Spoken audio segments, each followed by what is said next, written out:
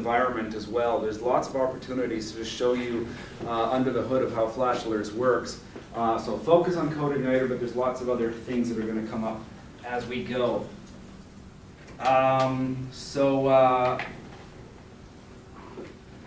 Let's begin. We're probably going to come back to it, but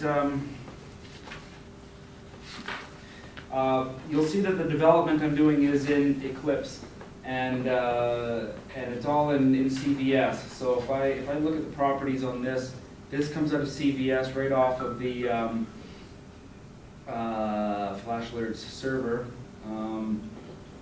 CVS, there we go. So it's on bpsxvideo.com. And so I'll be showing you how to, as we get going, we'll show you how to check out the source code. Now, so let's get going with CodeIgnitor. I just go to CodeIgnitor.com, which will redirect over to Ellis Lab, who's the inventor of it. I'm not sure where the life is at this point. Ellis Lab is looking to get rid of CodeIgnitor and give it to a new home. So there's been discussion on that, and I haven't tuned in lately, but it'll be around for as long as we need it, that's for sure. At some point, you know, the product will evolve and move on to another framework, I'm sure. But if you start here, you can skim the manual, and this is the CodeIgnitor manual. This is for version 2.1.4. We are probably in 2.1, no, sorry, CodeIgnitor 2.10. So I got a little bit of upgrading to do, which I will take care of. I'm just making a note about that.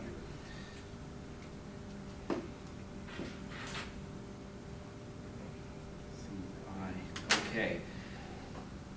So this being the manual, if you just click on Table of Contents page, you get the table of contents, and I find it's quite well documented, this thing.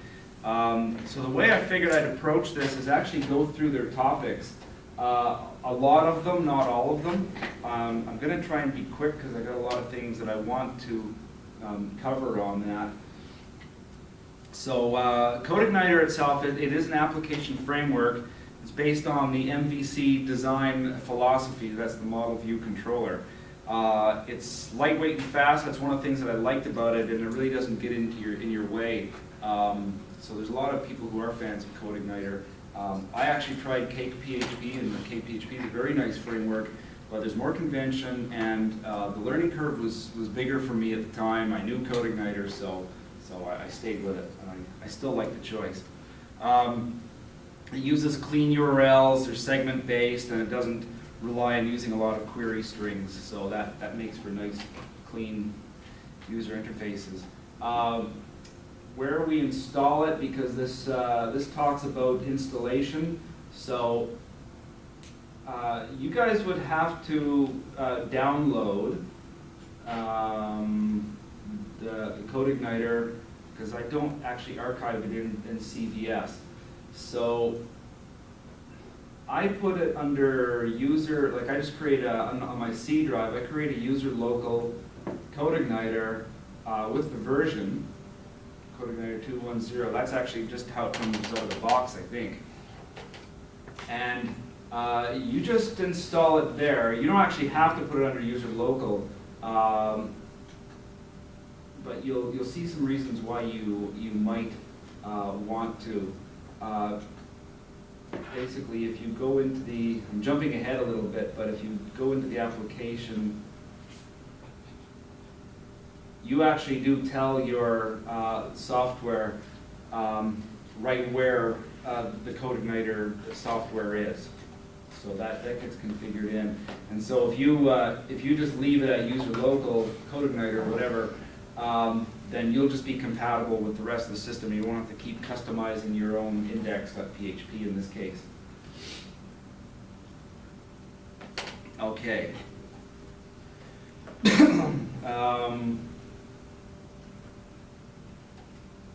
So this introduction might be worth just addressing a few of the items here. So it is a model view controller system, and it is very lightweight, as I enjoy it for that. I like that it's got this active record database support. I use that very much, although some of the data models I've come up with is going to insulate you a little bit from that. As you do read the manual, I strongly recommend you read up on the active record database. It has forms and data validation, session management. It's got a number of built-in classes that will do things for you, and there's even more that have come along that I didn't even know about before, and that I haven't used and I should probably look at to see if they're worth using. So this chart here is worth understanding. To know how the flow of data actually works. So every time a request is made from the user through the server, it always hits index.php first. So it's like a master controller. Forgot the front controller. So it receives all the requests, and then the first thing it does is it goes into routing. So you can have you can change the routing algorithms if you want to do some special things, like let's say you have a translation layer on top and you want to take all URLs and translate them into French or another language. You could play around with routing there. Out of that, then it comes into a security layer, and then it hits the controllers. So that's the C in the MVC model. And so you will have a range of controllers here that you've created. And from your controllers, you'll call drivers. You'll call your models. There's the M in the thing. You'll create libraries, helpers, other packages, other scripts. So the logic will go on here. The application will do its crunching at that point. When it has something to show to the user, then it goes back this way, and it will package up everything into a view. So there's the V in MVC, and off to the user. En route to the user, if you want to use it, you can cache the results. And that means if a similar request comes in for the same thing, we can just return a cached result. In Flash Alerts, I have not enabled caching, just that so much of the content was really live, but it's maybe worth looking at if we want to increase performance on the server. It just hasn't been a problem, but it might be worth seeing. Okay. So here's the model view controller discussion. So model is representing your data structures. CodeIgnitor gives you a very lightweight, actually they don't really prescribe anything for models. You're free to do it how you like. And they give some examples which leads you in a certain direction. Cake PHP on the other hand has very strong models.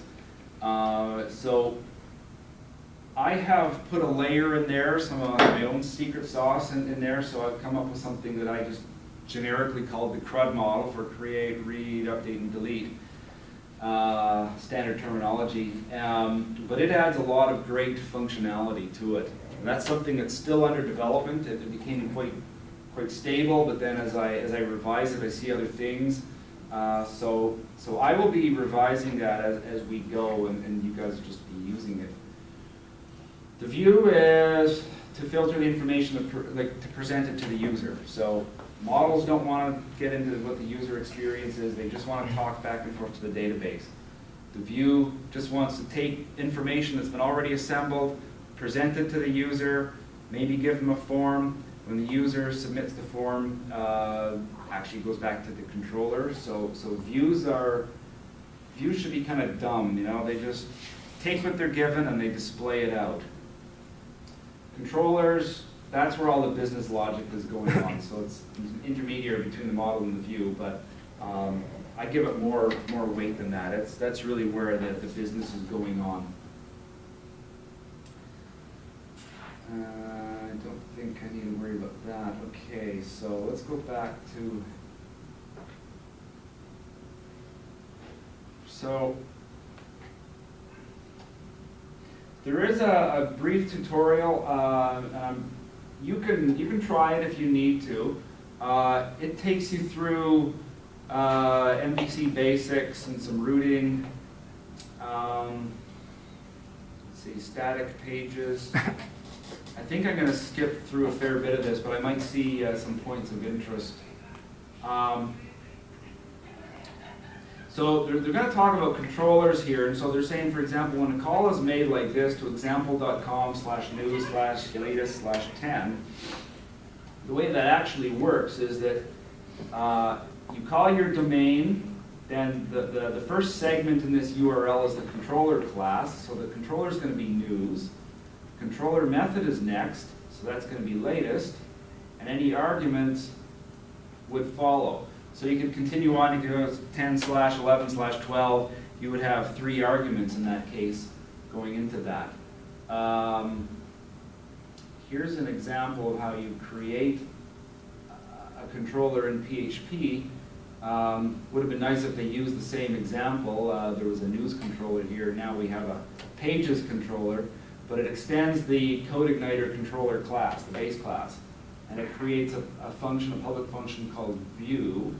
It takes 1 argument with a default of home, so you could type the URL example.com/pages/view/some page you want to view. And that's how that gets invoked. Okay, view method, yeah, they're describing it there. So create a header, use templates. Okay, so they're guiding you through creating a view as well. Then adding a little bit of logic to the controller, so they've got more stuff going on here. So this actually shows inside the controller how you do a bit of logic and then you start setting things up. You can create some data, and then to actually render it to the screen, you load views by name, and you can pass the data array in, which is going to contain all the data for the view. So remember, the controller's job is to gather the information, do all the logic. The view just presents it, doesn't make any decisions. Routing, I think I'm going to skip over because it's a bit advanced. I mean, we don't really need to deal with it in Flash Alerts.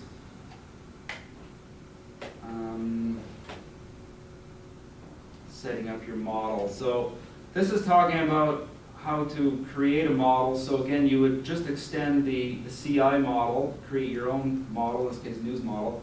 You can have a constructor to load the database.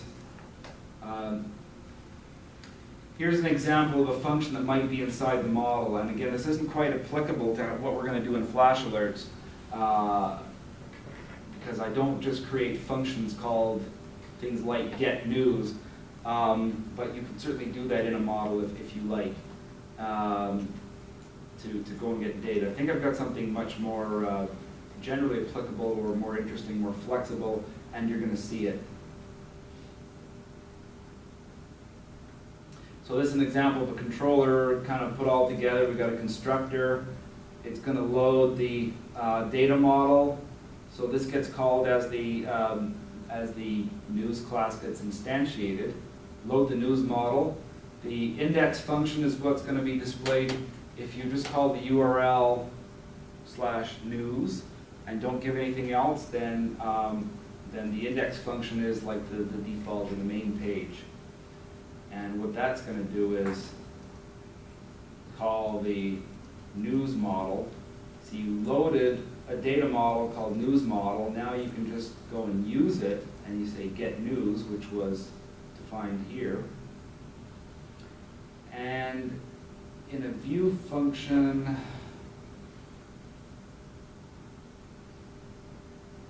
data news, okay, so one is an argument, one doesn't. All right. I don't see a lot more good stuff in this tutorial.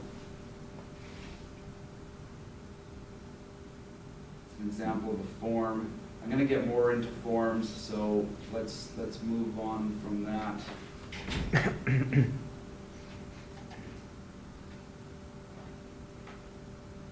Okay. I have no doubt that you'll have a lot of questions coming out of it, but it's a good thing to just kind of see the whole thing all at once, and then we can dive in to specifics. So the general topics. So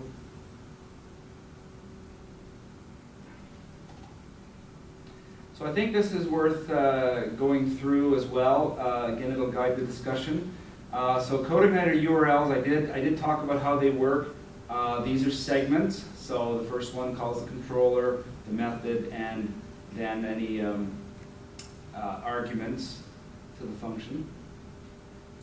By default, you would normally get index.php in your URL, but by doing special little things in your htaccess file, you can actually change it so that it doesn't show up. So that's why in Flash Alerts, I don't have to do, you don't see index.php in there because it's been circumvented with this little rewrite thing. Again, something you're not going to have to worry about because it's been done for you. Enabling query strings. We do sometimes use a query string, but let's not dwell on that. So controllers. Okay. So we get a little bit more into controllers here. What is a controller? It's a class named that way so it can be associated with the URI or URL. So in this case, blog extends CI controller. Index gives you the main page. There is convention. You need to use this uppercase, so it must start with an uppercase letter. So you can do blog like this, but you can't do blog with a lowercase. So just follow the conventions that have been established and you'll be okay. The second segment of the URI determines which function. So index, you don't need a segment, but to get at comments, you would. So blog comments will call this function. And so then if you go and extend it and you add more segments, then they become arguments. So here we have class products, function shoes, and if you give it sample /123, that goes into this arg. The 123 goes into $ID. You can have a default controller. I think by default the default controller is welcome.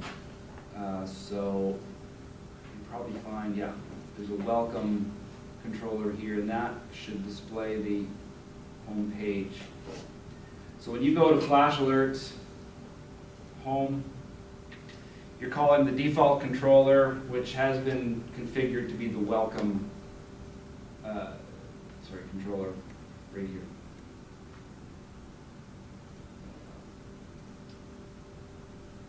Skip that, that's a little advanced, even though we do get into it in private functions. It's a good idea sometimes to have your functions private. I might have, no. Okay. Here's some private. You can see the red square. So the user can call edit, they can call export, but I don't ever want them calling print schedule because it requires setup and things, and so I want to protect the user, protect the software and all that from ever calling that or ever calling save or event greeting. So I make them private. If I go there, if I make them private, then the users can't call them, but I want to keep them in the controller because they're only relevant to this controller. So that's what we want to do there. You can put controllers into subfolders, but we generally don't. You don't put any in this case. Reserve function names. Okay, there's a few reserved function names you might have to deal with. Reserve names, I think you can read that anytime you like. There's always something reserved. So views, a view is really, as they say, simply a web page or a page fragment that gets displayed.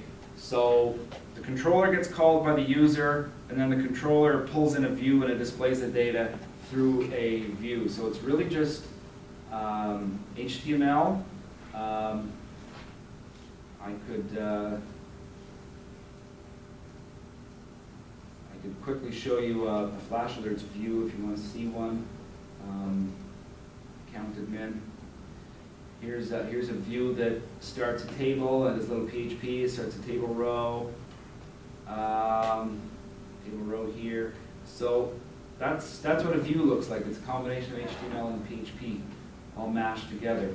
But you don't have to have HTML in it. You can have views that are all PHP. So here's a view I decided to just do all in PHP. It's all part of the evolution of this product. Originally, I was kind of thinking I would just do all PHP coding and not do any HTML. But things change. You load a view through a controller just by calling CodeIgniter's load view. So here's an example of the blog controller, and it loads a view called the blog view. You can load as many views as you like, and in fact, views can load other views. And you can use subfolders, again, to store your views. I may have, in pages, I started creating a system of static pages. So privacy.php probably doesn't contain any PHP in it. So that's an example of a static page. So I just decided to put that into a folder.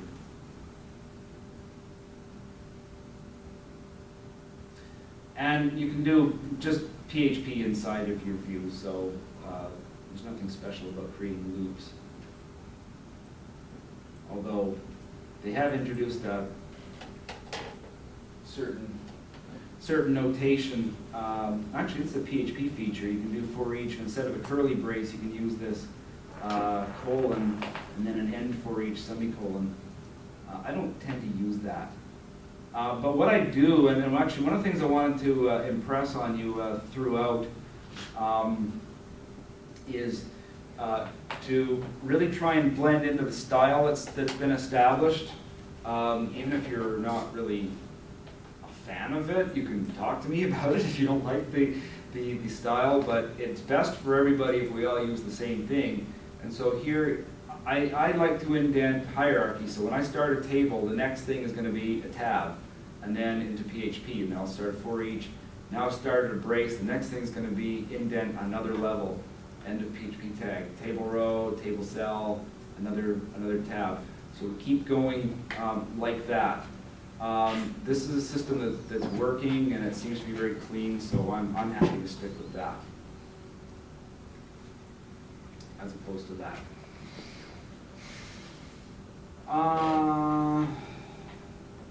Models. So again, you just extend the CI model, and here's some examples of the way they would show you to create a model. Basically, you just could create functions that will return the data that you're asking for. But I've got something much nicer, I think. So I'm going to just blast through models.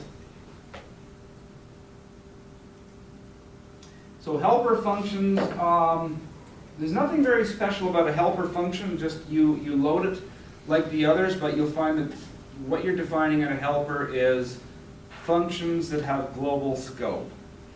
I could show you an example of helpers.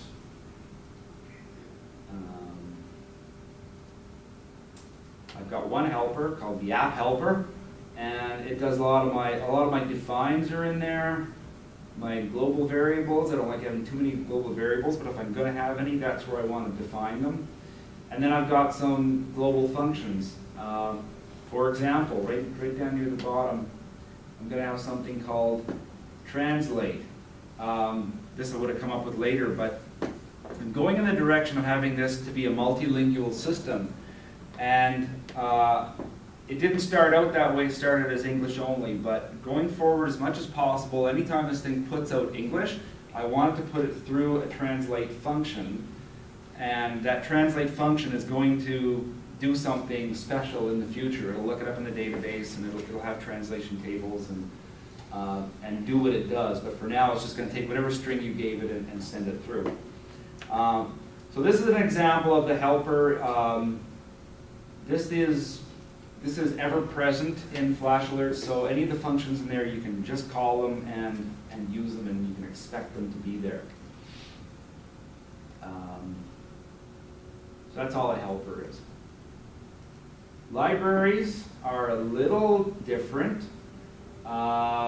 So it's just creating your own class of something that you want to have. So you load a library, give it a class name. As an example, you can take in their form validation that comes with CodeIgnitor, or you create your own libraries. I've created several libraries. For example, this is a small one actually, this logger class. I wrote that, so if you go into Flash Alerts and you say, look at groups, that's the real one. Okay. You see that up there, and then you see down here all this SQL. That's coming out because I enabled the logger class. My whole data model thing there, every time it puts together SQL, it keeps a log of it. And so this logger class, put it in, it can log the info, and debug. Oh, here, where's it print? Log info, debug. I've forgotten how it prints out. It's a little bit of a rat hole, but just bear with me a second, because I'm kind of curious right now. Log, print log. It's just that I'm not seeing it. Okay, I'm gonna skip. Oh, I think I know. I moved it into a better part of the framework. Here's the real logger. Print log just echoes, joining together all the logs that's accumulated. Okay, sorry about the little rattle there, but I saw. We were talking about libraries. A little more comprehensive library might be this one here, the PT schedule. Flash Alerts has something called the parent-teacher interview. A very complicated piece of software. And so when I did the last revision, I created a whole library class that would track the schedule. So it had all these variables, things like start hour, start minutes, end hour, segments, and booking matrices and all that kind of stuff. And then functions such as load the schedule, or get a lock, release the lock, book a resource for a certain slot for a parent's contact ID. So all of this functionality, it's all been thought of, and it uses data models, and it's great at storing all the data related to parent-teacher interviews, so that the controller now looks a little bit easier. It just pulls in the library and uses it, and it worries about all the how the data works, and it actually uses data models. You can see it's loading data models, the PT event model, the contact model. Those are all data models that get pulled in. And there's lots of other libraries. Here's one more. Site library is a good one. So Flash Alerts, for example, has, we have clients. So this is Bright Kids, but we might have TRH, which I think is installed on here. And so there's TRH. Did I spell it wrong? Trinity. TRH. Yeah. Let me try that one. I think the reason is that I've taken them out of the database, so there might be a BK KS, but then Right at the icon one. okay. KHS. So I'm just going to go back. So if I go on the production site, I can go to trh.flashalerts.com. And that pulls in a different school. Or I can go SHHS, and that pulls in a different school. Okay, so how does that work? That's the site library taking care of all those details. So I refer to those as sites, and they keep track of who the account ID is and what the subdomain is. And so when it gets initialized, it loads data models. It says, okay, I'm going to need the account, I'm going to need the site config module, and it's going to go off and get one of the helper functions, get subdomain, which is going to break down the URL. It's going to isolate the subdomain off of the name. It'll return back SHHS or PKHS. That's now stored in subdomain. Then it's going to go and get the data for company having subdomain. Now I've got all the account data in one model, and then it's going to start setting some configuration, and it's in the theme and all that. So the site library just handles all those great things that are associated with sites. So that's the libraries. Let's keep moving on. CodeIgnitor theory. So you can create your own. Let's skip over libraries. Drivers. I don't do drivers per se, but one day we may have to. Creating. Okay, let's see if there's anything else in here. I'm not trying to take you through the whole website. Hooks, that was next, okay. So, hooks is an interesting idea when calling a controller, so the user types in the URL, or they click a button, they go to a URL, and it's going to invoke a controller. You can interface with the system in different places using a hook. And I use this, I depend on this very much. Using a pre-controller hook. So, just so you know, I'm going to very quickly show you. I've got something called auth hook. This gets called every single time before a controller gets called. So the controller's been instantiated, hasn't been called yet. Before it gets called, I want to do a few things. I want to find out about the user. So I'm going to, first of all, initialize the site. So I told you, so this is going to now grab the URL. It's going to figure out what school or what customer you're dealing with. And once that's been done, now our site library now knows who we're dealing with and it's loaded those parameters. And we're going to make sure that they don't get to the wrong site. So actually, I think we got that. And when I went to RH. Okay, there shouldn't be a PHP error, but it did say, sorry, a flash alert site does not exist. Please try again with the correct name. That's where that came from. So it couldn't find the site. But if it did, and it exited too, by the way. But if it did find it, then it's going to allow, well actually it's now going to make sure that the user is authorized, or it's going to initialize the user parameters, unless we're doing an upgrade. That's a bit of a separate kind of thing. So that's what hooks are about. And you configure, again, I'll come back to this, but in the whole configuration section, this is where you configure a hook. I decided to say for post constructor, call my auth hook class and call the function authUser init, and here's the file, and it's in the hooks folder.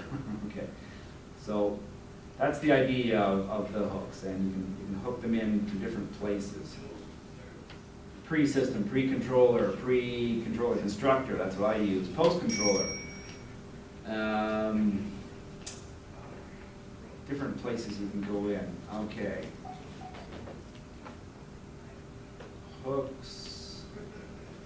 You can auto-load resources, URI routing, caching, we talked about a little bit. Okay. You can go through those yourself.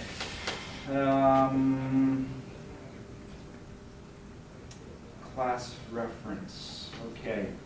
So those are the general topics. Then they've got classes that come with CodeIgnitor. So I'll quickly go through some of those. I haven't used benchmarking class myself or calendar class, but I want to look at it. Cart class, we don't use shopping carts, but if we did, I think I'd have a look at it and see what it can give. I do use encryption class.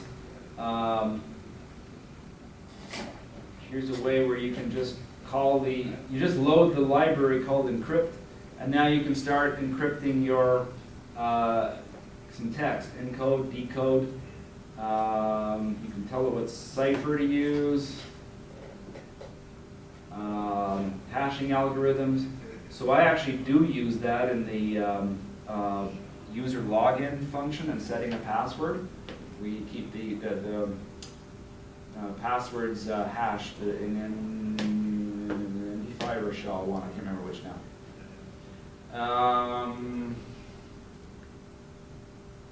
Okay. What else? Encryption, file uploading.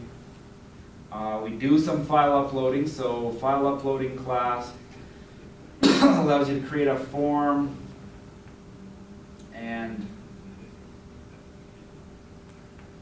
by loading the library called upload, and you can give it some config parameters, you can start using it to do an upload, and it'll upload files into the place where you told it with some limitations, some parameters, and you can just go nuts using the thing. Form validation class is next, and I won't spend a whole lot of time on it, except to say that it's, we do use it. I used it and then I didn't like it and I stopped using it and I wrote my own, and then I realized maybe I'm better off actually using the one that comes with CodeIgnitor. And what I did is to shelter myself and you guys from the parts that I didn't like about it, I actually extended the class and made it a little bit better and combined it with my own style of forms. So I'm coming up with something that I think is much better. But because it's extending this class, it means that you can read this page on how it works and it applies. So you create a form in HTML.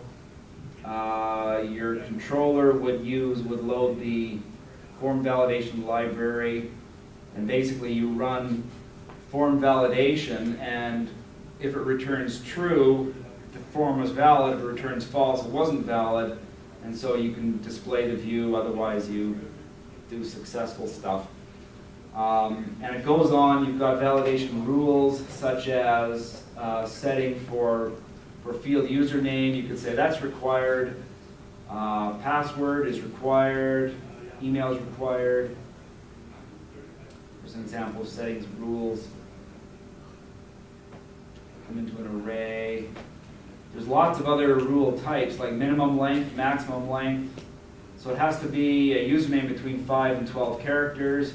Unique, you can give it an actual function that's going to tell you whether something is unique or not. So it's definitely got some good stuff. Trim. It'll trim things for you. It'll do cross-site scripting, cleaning. I can encode an MD5 if I'm reading that right. So it's a very interesting class. As I say, there's some awkward things about it, so I reclassed it. Why does that look so much different? Just going to go back. Okay. Form validation, FTP, HTML table class, JavaScript loader. pagination class, I use it again, I subclass this one as well. So when you want to get these page numbers in here, you can just load the pagination library, and it gives you an example of how to use it so that you can, it'll give you those links. Okay, I'll show you where I really have it then. In members, administration, here's some pagination. So you can click on page 2. What you would see in the SQL probably is limit. Here we go. Limit 2020. So if I go on page 3, you probably find limit 4020. So that's how that manifested. You know, I went through the pagination class, and it told me what page I'm on, and did some calculations, and ended up selecting, doing a select of contacts, starting from record 40 for 20 rows. Again, you'll find that in the code.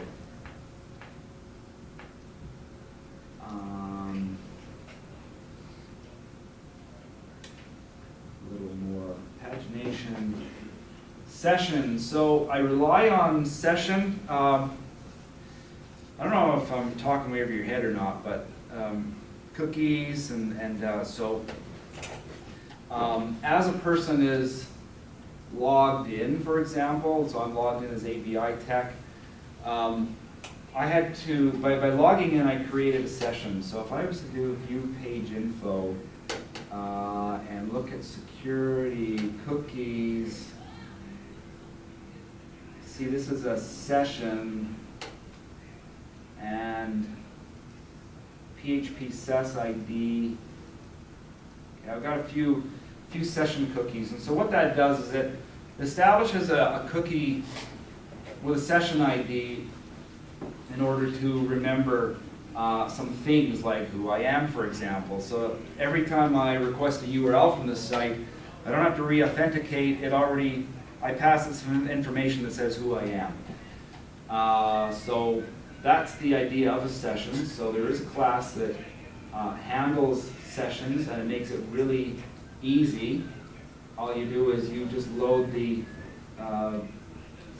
session library and start using it. To get session data, you just call this $this arrow session user data, tell it what you want back, and it'll get it. And if you want to set it, you do so this way. You set session variable. You can retrieve all session data. Flash data is Does something. everybody in the room comfortable with session management? Is that? Okay. Flash data is used for setting something that you want set once, but it'll go away automatically when you're done. Anything else of interest in class? Okay, so there's other classes that I might use, but again, the reference is there. You can use them. So I'll move on. In the driver reference, the main thing I want to bring you to that you will need is database class. Although, you know, I noticed that JavaScript one that I thought, I wonder if there's any goodies in there for me to find out about. They come, and you get your bag of tricks, and you don't use them all.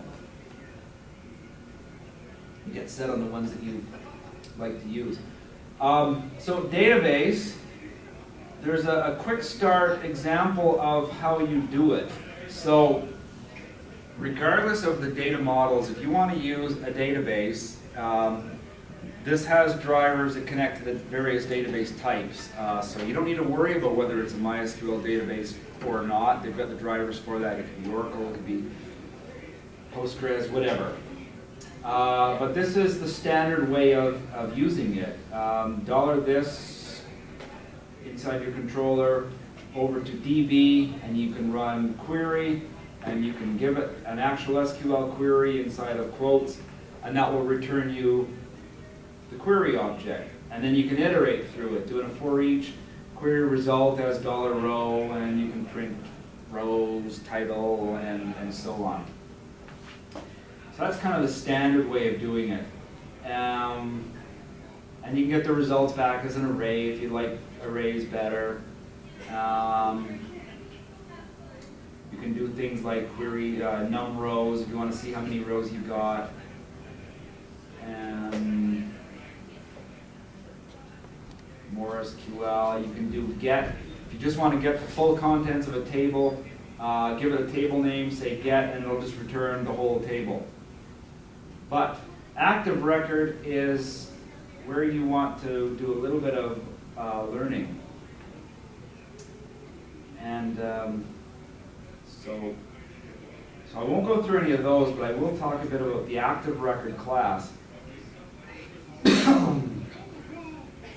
The idea with active record is it saves you from having to compose a lot of SQL, and it allows you to build queries on the fly in whatever order suits you, and the end result is that you just execute the query and it just magically works. So starting off with simple things, you can just get from your database, my table, that'll return, it'll be a select star from my table. You can do things like limit, get from row 10 for 20 lines. I think that's, no, it's the other way around. I think it's row 20 for 10. And you can iterate through. But now you can start adding things like your conditionals, like get where. Get where, my table, where the ID is contained in an ID and you give it limit and offset. You can select the fields you want returned. So instead of getting the whole thing in my table, you can select just title, content, and date from my table, and the result will be that SQL. Select max, select min, so that's going to do select max age, select min age, average. It goes on and on, sum, from. You can say select blah, blah, blah from my table. You can do joins. I'm not going to go through them all, but you can see where, or where in, or where in, not like. And the reason this is important is that well, you could use those directly yourself, but if you're using the data models that I've created, I've emulated this behavior. So that's why the models I created are powerful, because now you can start building on that. Let's see where we are. Okay. Helpers. So remember that helpers are just like global functions you can use. So I do use the cookie helper. So it's probably automatically loaded and ready to go. So you can set cookies, get cookies.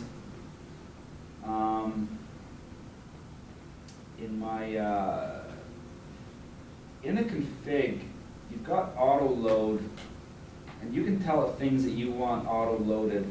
Like libraries, I say always give me my database, my auth user, my session site logger.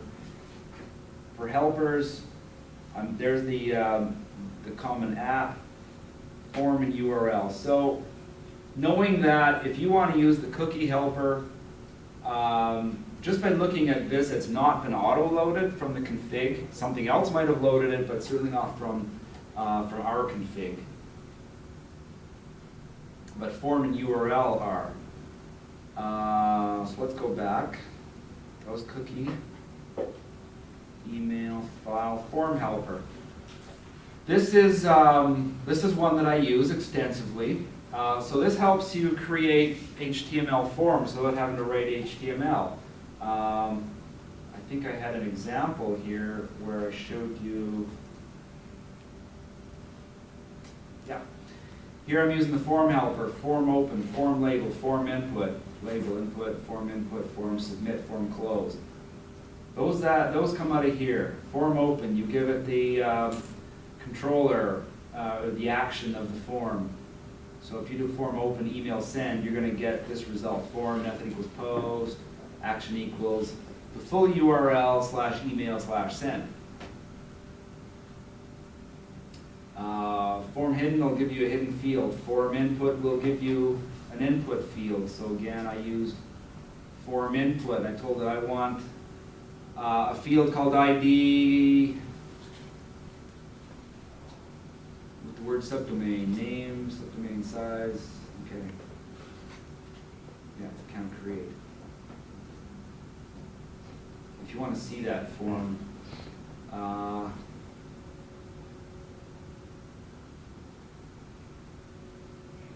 new account. That's the form actually that got created. Subdomain, organization name, logo file. Oops. Subdomain, organization name, logo file. So that's how I created it using the form helper, and it just renders.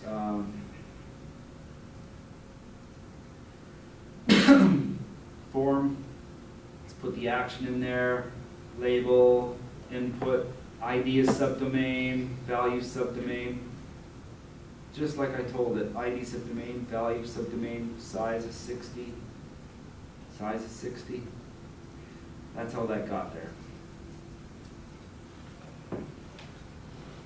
Form password upload. So there's all kinds of functions you can call to create forms, and they are handy. HTML. I think the only other one that I wanted to get to was URL helper. That'll give you the site URL or the base URL, current, the URI string. Those are used as an example. I think